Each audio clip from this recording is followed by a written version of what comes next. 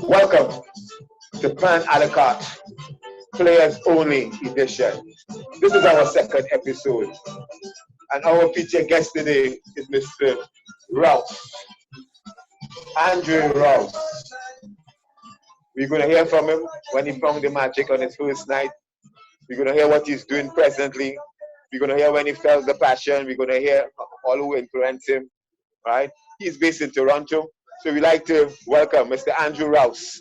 Good morning, everyone. Good morning. Good morning, Noel. How are you? Greetings, greetings, greetings. Greetings and salutations. All right. So how it is across there for you in Toronto? 5G.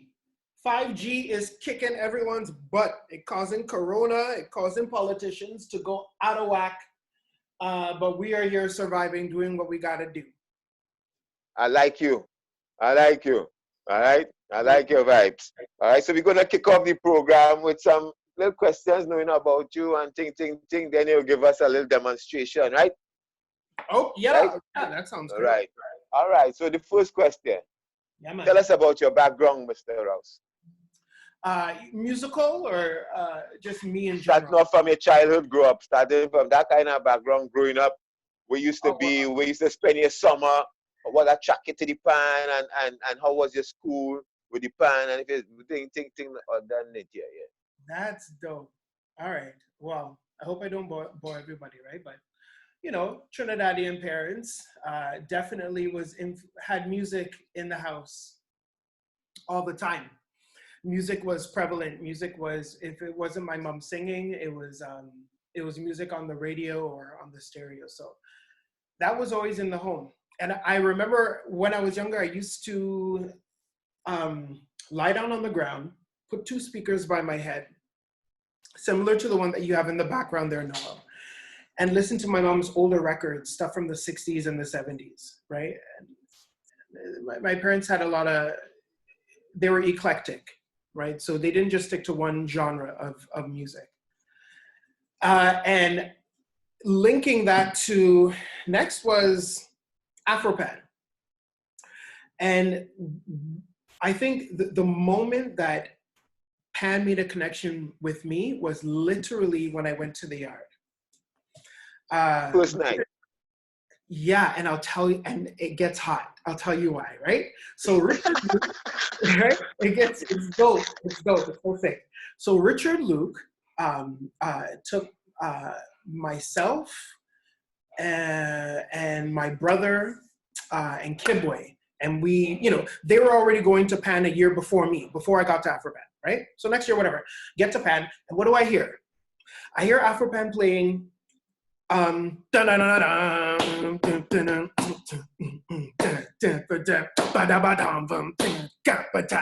right? Jamming, right? And I thought right back to when I was younger listening to my mom's records. And so I already knew that symphony, Beethoven's Fifth Symphony, sorry, first movement, right? And there was such a connection. And I think that's why it was not easy, but easier for me to play Pan, because I identified with the music that was being played that night.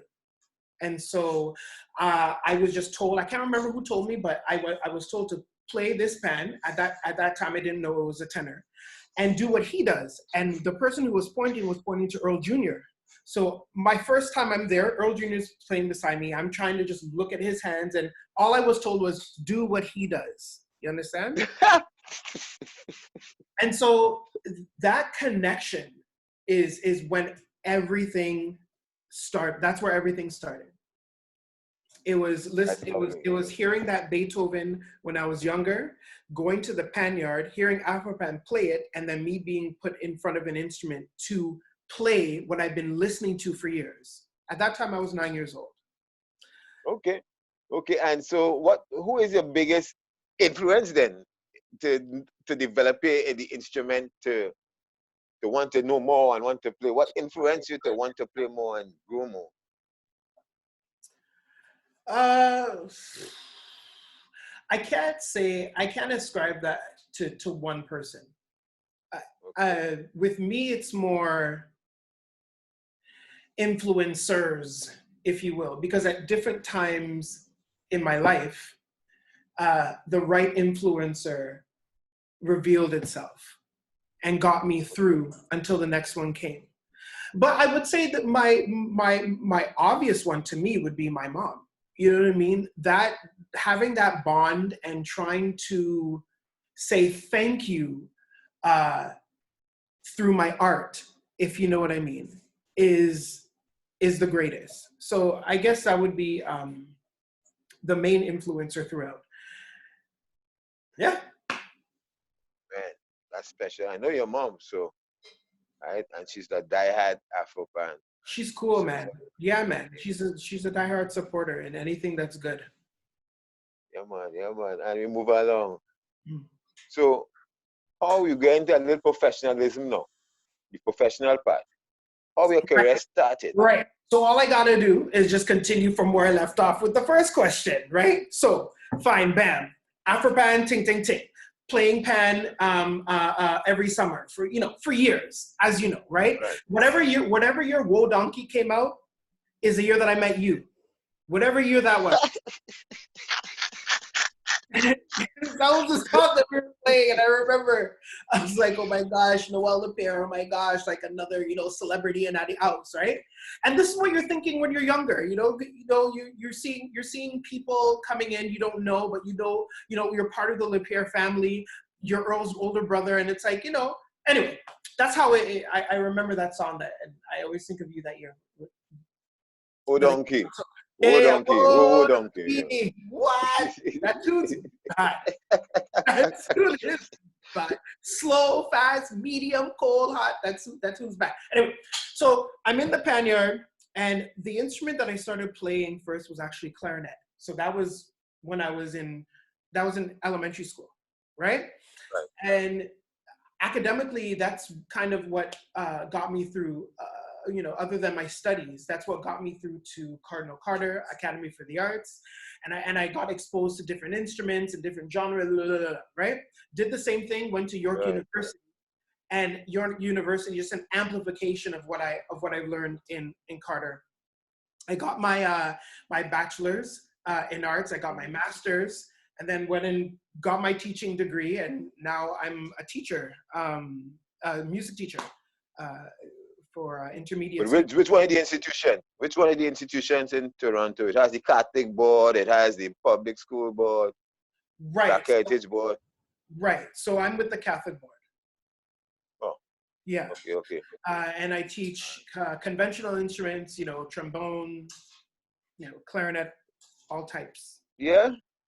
Yeah. Okay. All right. So you're not just specialized in steel drum. That would be my specialization. Okay. Right. But I teach the overall music for the if you want the whole name, the Toronto Catholic District School Board. All right. Toronto Catholic District School Board. Yeah, at TCDSB, right? That's my career. So how long are you there now? So I was working with them since 2007. Okay. And then after I got my teaching degree with at U of T, I then started, if you will, now I'm a permanent teacher, right? Now I'm okay, lovely. In 2013, and I've been there since. Oh, congratulations! Yeah. All right. So how do you're teaching, and plus you do your gigs too at the side, right? You do performances. Yes. In 2007, I started a steel orchestra alongside two other people who are now directors with me, called Souls of Steel Orchestra. A plug, you can check out our website, www.sosotoronto.com, right? I started that in 2007, and from then to now, it has grown to be a community band. I guess typical in that we're a performance band, right? But not typical in that the music that we perform, right? It's Okay. it's tailored to a different approach, right? I try my best to kind of bring in the aspects of the arts that I've been exposed to over the years into my music and into the music that we play. So we have been going strong for about 17, 10, 11, 12, going on our 13th year. But because of because of Corona COVID, we're not playing right now, right? We're not practicing everything. Understood. But we're still in contact with each other. So we do gigs, like I said, yeah, we play out all over the place. We have our own annual events that usually take place in November, December, March, April, and June. Those are usually the times that we have our own events that's open to the public and stuff. And it's been an amazing experience, a good journey so far. How it is market this band? Do you market this band, or through the years you'll have already been out there and you all just? Absolutely. We're on Instagram, Souls of Steel. We're on Twitter. We're also on Facebook. And each one of those medias is tailored to whoever we're interacting with. Facebook is usually for people my age and older, right? The Instagram are for the youngins, sometimes my students, but people who come to our shows and stuff can get onto us through those accounts. All right. So on, sorry. And lastly, like I said, firstly, our website is sosotoronto.com. You can always hit us up on there. That's our official website. All right. Okay. That's Soul, listen.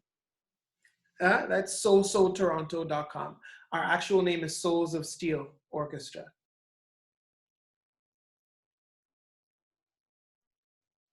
Okay. We got that covered. And what about bands you perform with in Toronto or work with? Let's say the ones you work with. Noel. Let's talk about those bands. Let me tell you something. I'm telling you, man, I always want, my main thing is for people to experience what Pan has brought me. I think that's just what moves me. That's seriously what moves me, because Pan has brought me so much goodness in life. And I think my main thing would be, I want everyone to experience the same thing. So where I'm going with that is, I have the unique experience of working with almost every band in Toronto. Every band. Lovely. Either arranging, helping, supporting, or playing, right? I have experience in almost all the bands and the different people that are associated with those communities, right? And I forgot your question. I forgot. Don't do me that. Forgot your question. With the bands you work with. Oh yeah, right. Yeah. You work with all, call the names, big them up, talk about each experience. Well, I mean, Afropan, come on, right? Obviously, right? Keep it going. I've worked with biggest St. Jamestown. I work with Maddox. I've worked with New Dimensions. I arranged for them for a number of years at Pan Alive. I worked with Silhouettes. What's I forget the name of the Brampton band. I don't know why their name passing me right now. Pan Fantasy I've worked with over the years as well. I remember playing with Pan Fantasy. You know when I played with Pan Fantasy? I played sometime. No, there was no way of that. You went for the Panorama in New York or what? No, not that. I played Faluma. I remember I was on the road. Remember that song, Faluma? Ding, ding, ding. I was on the road. Faluma, ding, ding, ding. Yeah. And Pan Fantasy played that. And I jumped behind a guitar pan, grabbed a pair of sticks, and learned it, right? It was fun. But yeah, I can't remember. I'm trying to remember is it Golden Harps or something like that? Anyway, Phase 2, Pan Groove in Trinidad, and a couple of other groups in Trinidad as well. I can't, their names, like Single Pan Band. I played there once. That was a different So experience. are you a crack shot or something? Are you a hired gun or something? Oh, London, UK. What's it called? I drilled actually for Bugsy, Mr. Sharp. That was an experience in London, UK for Mangrove. Okay. That was dope. All right. That was dope. You know, I Yeah. learned a lot. You won the panorama? Sorry? You all won that year? No, believe Mangrove came in third place. Oh, okay. I think they came in third. That experience was a great one. I mean, honestly, Noel, when it comes to like competition, whatever, whatever, I'm like, if you want to have a real competition, judges should just be using their ears. They should be blindfolded, seriously, or not even facing the band. You need to really listen to what's going on, right? So because of that, when you have competitions where there's spectacle and all that type of stuff, I get it, but it's not genuine to me. And so I don't view competitions as places to compete. I just view them as places to perform or to express or to show what you've worked on the previous year. Pan Alive, Pan in Trinidad, those are all annual things. And every time you show up and you present to a crowd, you can present what you've been working on the past year. You can present different types of stuff. And so, hopefully you play it the best and you come in first. But if you don't, I don't know. So You see how that goes. But Andre, let me take a minute here just to remind people, you're watching Pan a la carte, players only, featuring Mr. Andre Rouse today. All right. I hope you're enjoying what's going on so far, because he has some more intriguing things to tell us, because I know he traveled internationally and he went all down in Hong Kong or somewhere down so, and Maldives. They went Maldives too. no, Don't try that. Maldives, is that a chocolate? What's that? But anyways, so you talk about your experience, right? Playing in Trinidad, you win Panorama in Trinidad. How it is, with the vibes compared to winning Panorama in Toronto? If you don't mind, I'll answer that question in two ways. Winning Panorama in Trinidad is great, but from what I previously said, it's more like the vibes on stage is what it's all about, and the journey to Panorama, right? Yes, I've come in first, playing with Phase 2. We've come in first as a team. They're the only band I play for and have played for when it comes to Panorama in Trinidad. But I think more the experience for me is when I'm on the track and I'm thinking about the people who have gone, the people who have helped to bring this instrument to where it is. I always think about that when I'm on the drag. That's Panorama for me. The performance lasts for 8 to 10 minutes. 10 minutes if you're too slow. You know what I'm saying? Other than that, it's really just a journey to the stage. It's amazing, and it's something that I think everyone who plays Pan should experience. Just as Muslims go to Mecca, Pan players need to go to Trinidad and experience that type of vibe. The main thing is, Noel, my experience in Trinidad is amazing because everyone is there to perform. So when you're on stage, everyone can play. Everyone can play. You're in sync. Feeling that type of energy with everyone moving at the same time where they should and when they should, there's nothing like it.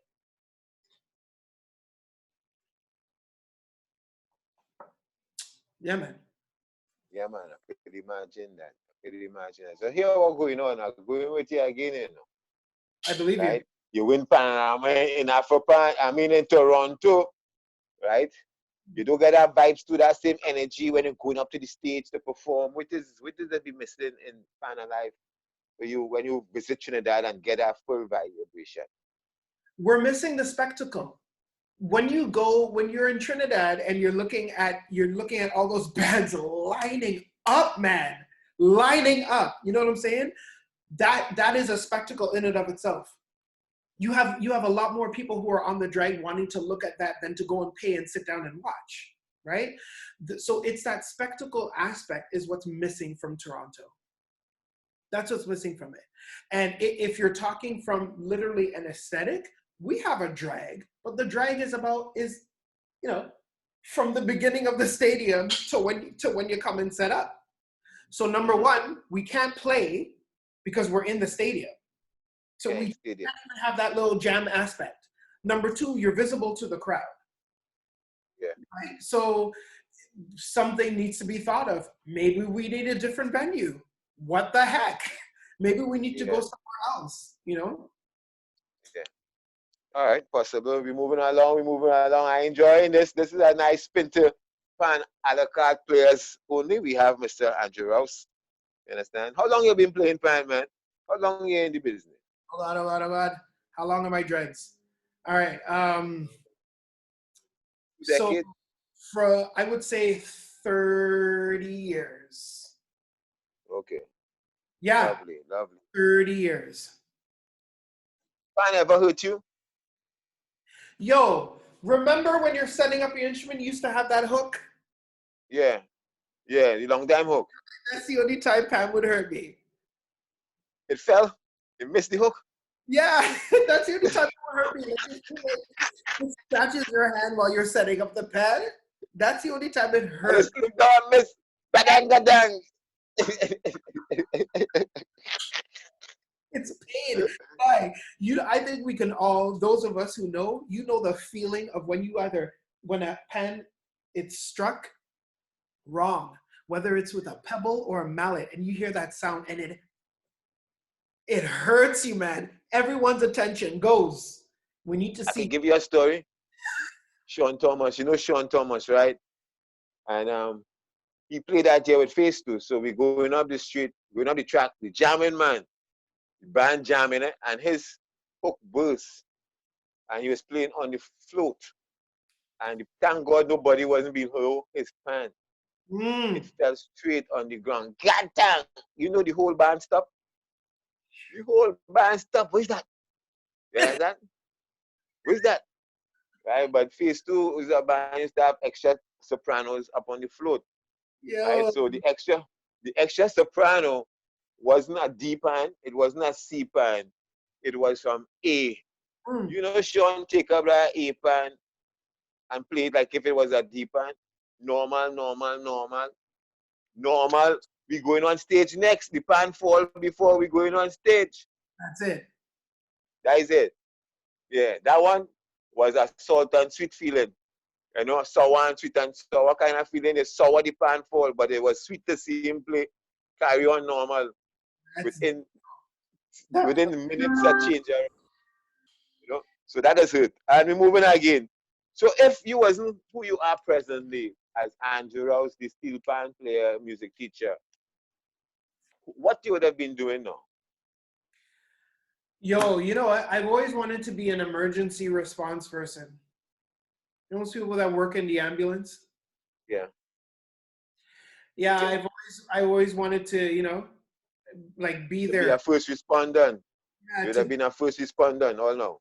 Yeah, to be there for somebody that needs, you know what I mean? We're all here to serve. And I always had that when in my head. Yeah, I'd be an emergency response person for sure. That'd be a dope job. Lovely. So you could go outside and help them. You could volunteer your service and go out and help them. You take that chance now? Well, my volunteer hours are kind of, yeah, they're kind of funny right now, right? They're kind of funny. So I don't think. I hear you, father. I hear you.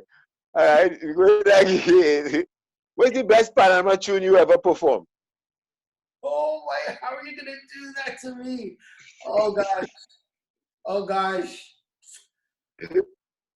That's so unfair. Let me hear. What is the best Panama tune you ever performed? Shit, man. Can I give you two? All right, I'll take two. Okay. The Carnival is Over, Noel La Pierre Sr. Okay. And Musical Vengeance, Bugsy Sharp. All right, all right, all right. Two good selections there. All right, all right, all right. Yeah. Two good selection, to be honest. Right? And I had to get you two because you already live in Toronto, but you also share your service down in Port of Spain. So, all right. Good. We're moving on. I didn't find that was so difficult. Hmm? I didn't find that was so difficult. What Had any others? It had any others you want to call? Like maybe high mass? Not high mass. We did jump high. Well, you see, that's what I mean. Like the question is if I can expand. Do you know what I mean? But the question is your question is like, oh, what is your What's favorite the best? to perform? What's the best Parama song you perform? Yeah, those are the two. All right. Those are the two. All right. But that is not putting aside so many others. But if you're talking the top, Acme, Yeah. and is those two, I could expand on both of them, but I don't have to, right? Those two I could expand on why they're top for me. All So right. yeah. So expand for me, right? But all right, let's start with Carnival is over. Let's start with Carnival is over. Okay, so that was like the beginning. That was like the end and the beginning of something. For me, that was like Earl's ultimate piece that I performed. And then things changed. Okay. After that year. You understand? So it's like I got hit with a cap. You understand? There's a significance there. And then Vengeance was because of the remember when I was talking about being in sync with everybody on stage? Yeah, yeah. It was the first and last year I played in the back. After that year, I always played in the front. But when I played in the back, it was a different experience. It was really, really different. We played in South that year, and so there was a wall. So the music, it created like a vent. Oh. So there was pressure there, right? And so I couldn't hear my pan, but I could hear everybody else. And it was unbelievable. It was unbelievable. I heard, what I got used to, what I liked is you can hear music separately, but when you hear it together, there's another level there that you can listen to, which is like the music that's created by the combination of those sounds. Do you understand what I mean? Yes. It's and it was the first time I experienced that from Pan. Dope. Dope. All right. That's two moments there is quite entertaining to feel, get our vibes in the music or coming from the music, especially when the tune, the person who arranged that song, Mr. Bugsy Sharp, Len Bugsy Sharp, it makes magic. He really put magic, soul. It's like soul food. Agreed. A real soul food will be expressed on every part. Forget competition. He's really a phenomenal musical composer right there. Right? He's really a phenomenal one. But anyway, we move on because this program is brought to you by yours truly and Pan a la carte. Every Tuesdays, Wednesdays, and Thursdays from 12 to 1 p.m. Today, guests on Pan Players Special. Right? Players Only Special. We have Mr. Rouse. Mr. Rouse, I heard something in the back there. You're going to give us a little taste of something briefly. You understand? Before we move on and end our program, it would be appreciated. What you say? Me, I don't play pan, All right.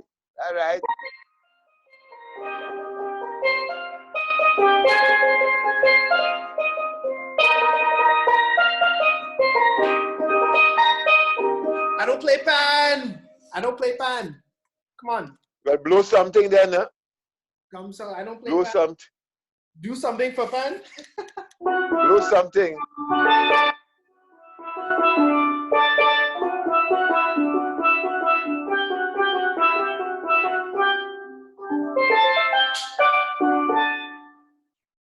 Nice. Wait. Anyone? Vengeance. Vengeance.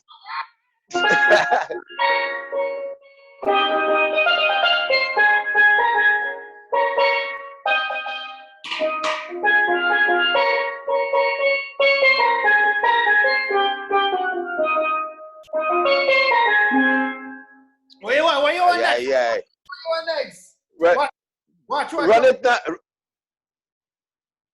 What we got?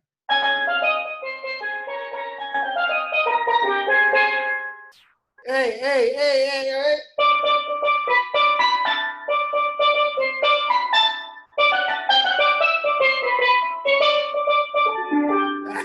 Oh God! All right. Next time we go put you on live on old program. Play some things with us. Those just for the players. Those were not my those were not.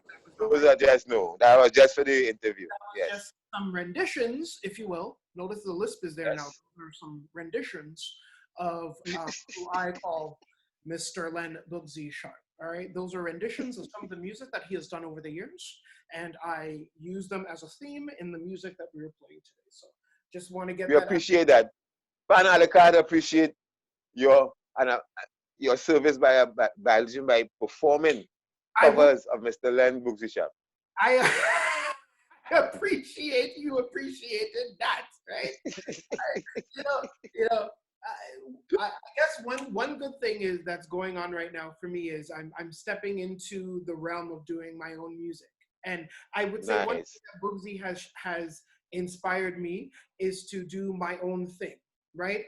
But you're an artist, so you're sensitive about your stuff, right? So you have to get rid of that ego, right? Before I had to get rid of that ego before I stepped that door, right? Hey, I guess you are not the first. You're not the first, right? Because it's a kind of an ego, right? It is you don't know it's originals, right? It's not a cover. How people gonna react? You have to put it out. But trust me, it's best you put out your originals firstly. At least you identify yourself who you are, right? People will recognize you, and you will make money through the copyright with your own material. And you know what, Noel, you touched on something there. That's the one thing.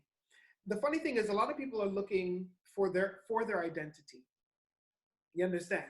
But afraid to show themselves, which is the only way you get your identity. So it's so funny how you just brought that up. That is exactly what needs to be done. You know what I mean? I was in that same position. Right. And I think going back to a question you asked before, who are my influencers? That's one of the reasons why I would say Bugsy is an influencer beyond music for me. It's to have that identity, to have that difference, right? And then going back to competition, I really don't see competition.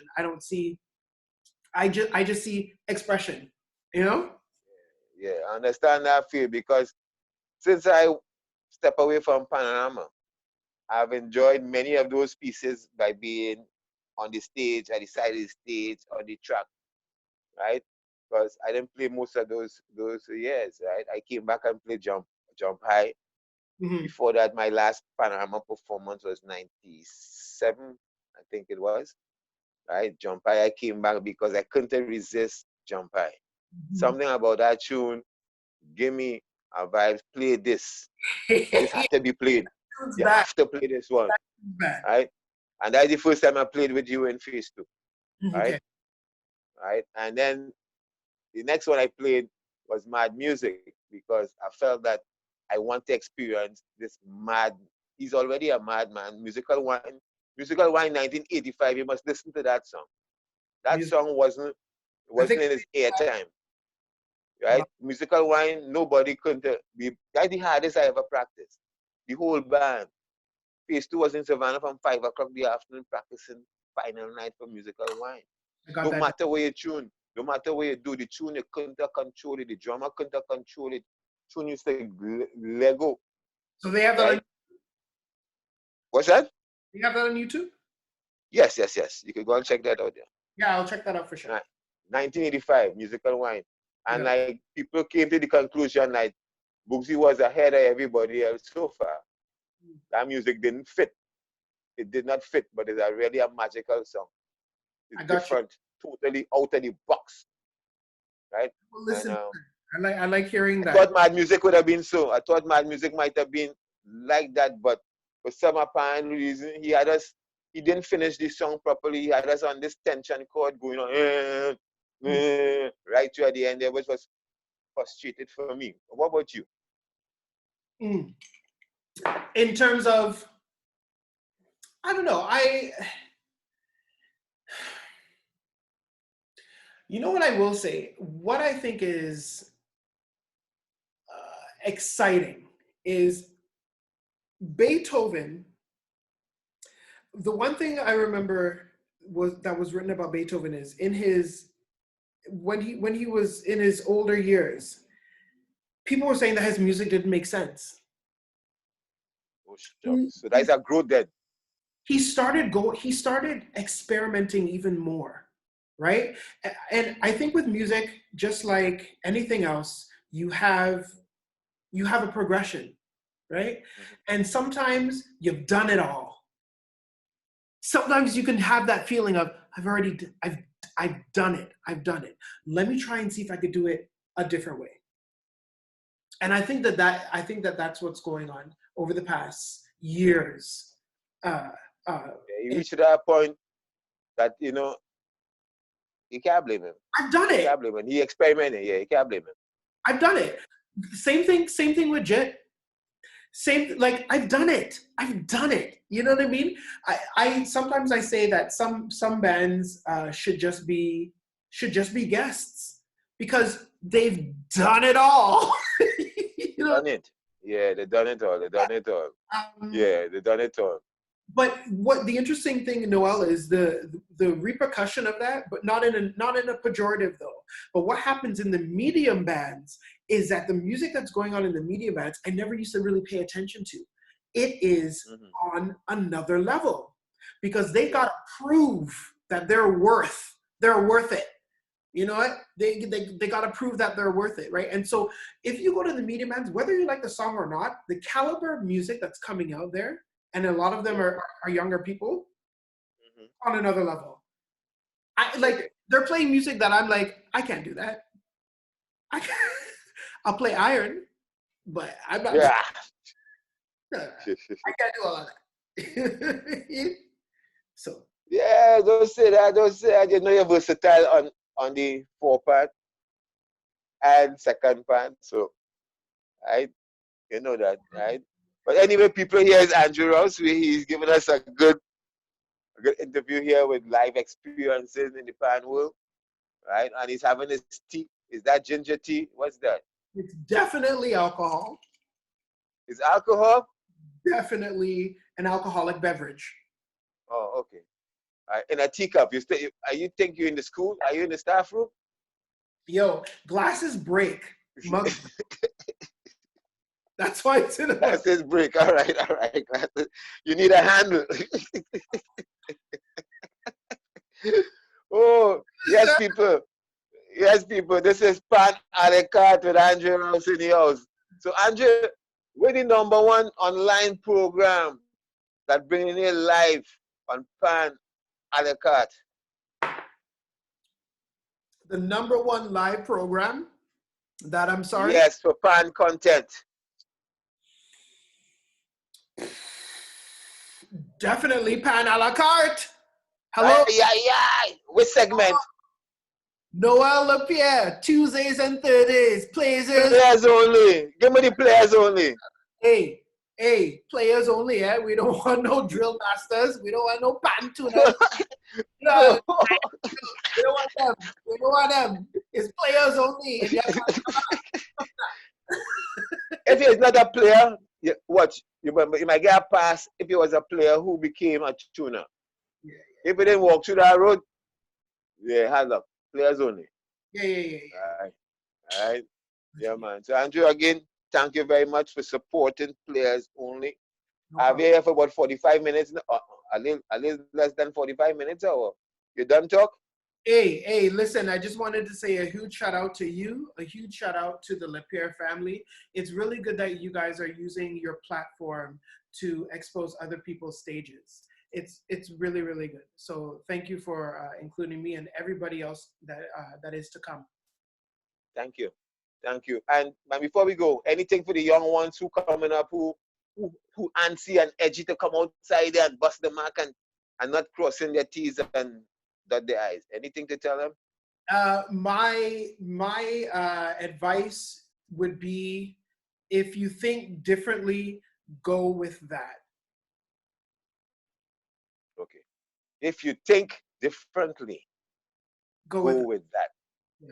Not consider that, but go with it.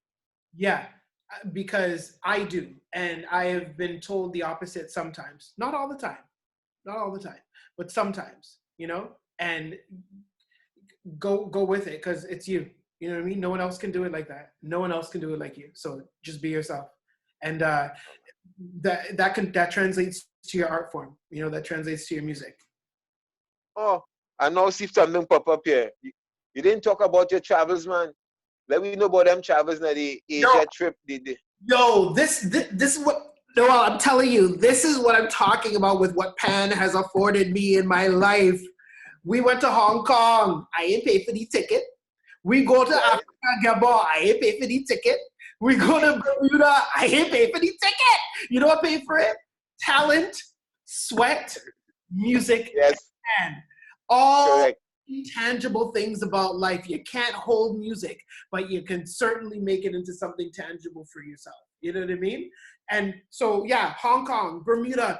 I went to San Diego for 4 months, the longest I've ever been away from home. Trinidad, obviously. Um,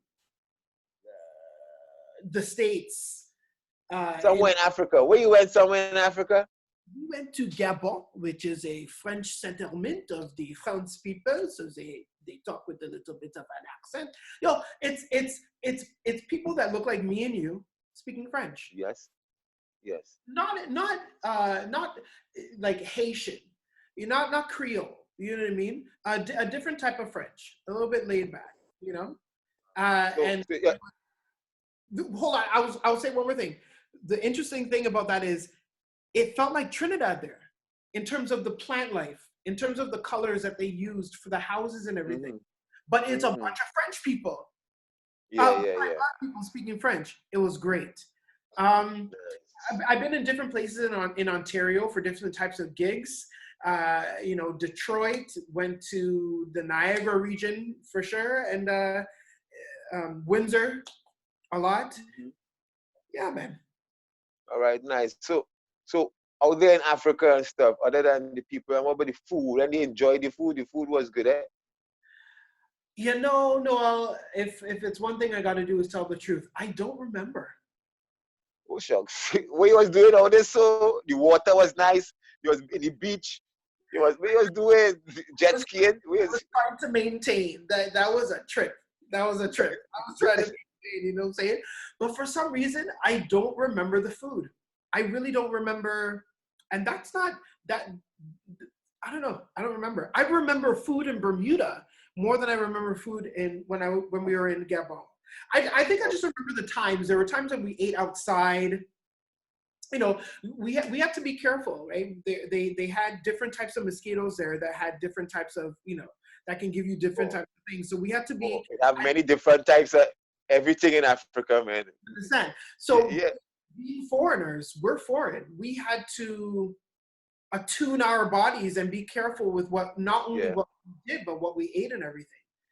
So for me, it was more just vibes. It was just the vibes that we were around. Oh wait, it's in Africa. Coming to me. Yes, we would eat. They had breakfast for us every morning. We go downstairs. Why I remember that? Kijana he brought his own cereal from Toronto. I remember seeing him there. Yes. Wow. But we didn't really. I don't think we weren't really exposed to cultural food. We just had like Western food, eggs, you know, omelets, you know. Oh, okay. Yeah, you get that. They get it. I guess right. And so you what's the prices of those tickets that you got blessed to travel with? I never saw the prices, and for good reason. You know what I mean? I never saw how many decimals there were. They used more than two. I didn't see any types of things like that, right? But Well, I definitely saw my plane ticket. I definitely saw my suitcase and stuff going in and out. And honestly, Noel, the experiences that I've been afforded, both in just meeting people and even performing. mhm, man, the first time I paid attention to that, right? I was going La Réunion. That's a French colony too, down in the Indian Ocean, past South Africa, past Madagascar. Like if you're going and fall off on the next side, now, right? All by myself, right? Serious. All by myself.